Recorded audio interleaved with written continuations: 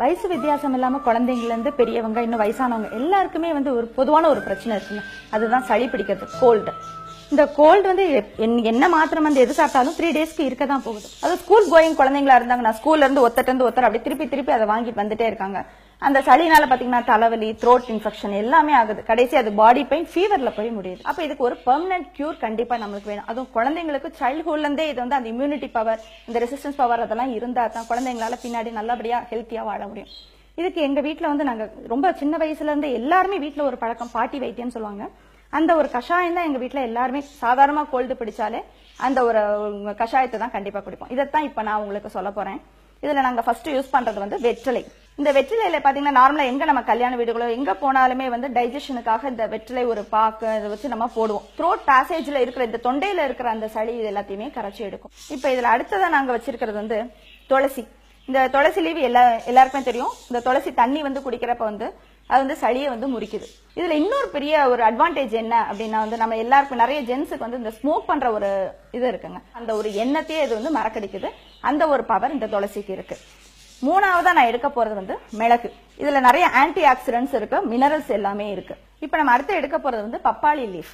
நம்மளுக்கு எல்லாருமே பப்பையா பழம் சாப்பிட்டுருக்கோம். இந்த லீஃப்ல என்ன பிரயோஜனம் அப்படி இருக்கு அப்படிங்கிறது தெரியாம நம்ம நிறைய அதை வாட விட்டுடுறோம். இந்த பப்பையா லீஃப்ல vitamin A, B, C, D எல்லாமே இருக்கு.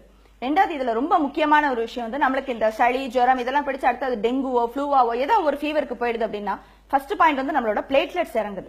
அதுக்கு வந்து இந்த பப்பாளி லீஃப் இதோட சாறு வந்து நம்மளோட பிளேட்லெட்ஸை இமீடியட்டா இன்க்ரீஸ் பண்ணி கொடுக்குது. ரெண்டாவது விஷயம், இது வந்து நம்மளோட டெங்கு ஃபீவரை வந்து ரொம்ப கண்ட்ரோல் பண்ணுது. இது எல்லாத்தையும் ஆட் பண்ணாலும் நம்ம கடைசி அந்த கஷாயம் எல்லாமே போட்டுட்டோம்னா இது சக்கரை போடும். அந்த சக்கரை இல்லாம அதுக்கு பதிலா தேன் ஒன்னு யூஸ் பண்ணலாம். அப்படி இல்லைன்னா இந்த பனங்கல் கண்டு, இப்ப நம்ம வச்சிருக்கிற இந்த லீஃப், பனங்கல் கண்டு, மிளகு எல்லாத்தையுமே வந்து நான் ஒரு 1.5 கிளாஸ் வாட்டர்ல கொதிக்க வைக்க போறேன். பிளேட்லெட்ஸ்க்கு மட்டும் இல்ல, it kills cancer cells also. அடுத்தது வெற்றிலை. மூணாவது இந்த துளசி சேர்க்கிறேன்.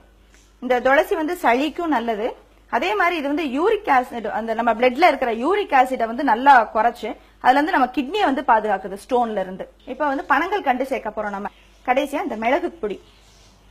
இது எல்லாம் வந்து ஒரு 5 மினிட்ஸ் நல்லா கொதிக்க போகுது. இப்ப பாத்தீங்கன்னா அந்த கலர் சேஞ்ச் ஆகுது. இந்த கஷாயத்தை ரெகுலராவே குடிக்கலாங்க.